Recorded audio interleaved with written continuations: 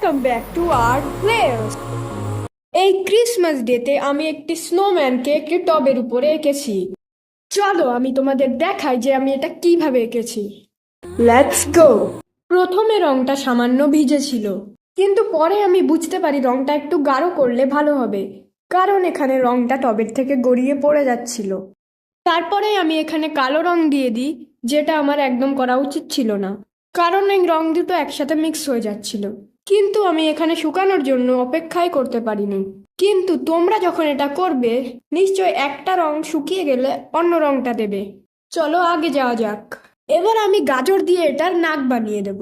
তারপর মাফলার এবং গাছের ডালের হাত ছাড়া এটা একেবারেই অসম্পূর্ণ। চলো এটাও এঁকে ফেলি।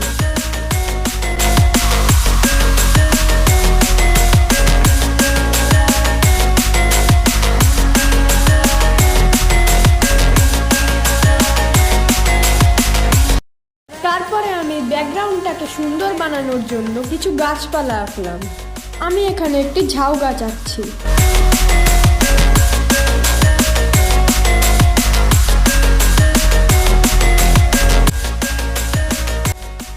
আমি এবার এখানে কিছু পাতা এঁকে দিচ্ছি। এই ছবিটা আরো ভালো হতে পারতো যদি একটা রং শুকোনোর পর আমি আর একটা রং করতাম, যেটা আমার ভুল হয়ে গেছে। এই ছবিটা আপনাদের কেমন লাগলো নিশ্চয়ই নিচে কমেন্টে জানাবেন, এবং চ্যানেলটিকে সাবস্ক্রাইব করে নেবেন যাতে বিভিন্ন আঁকা আপনারা দেখতে পান। তো এই আঁকাটা কমপ্লিট হয়ে গেছে। তো দেখা হবে পরের ভিডিওতে। বাই।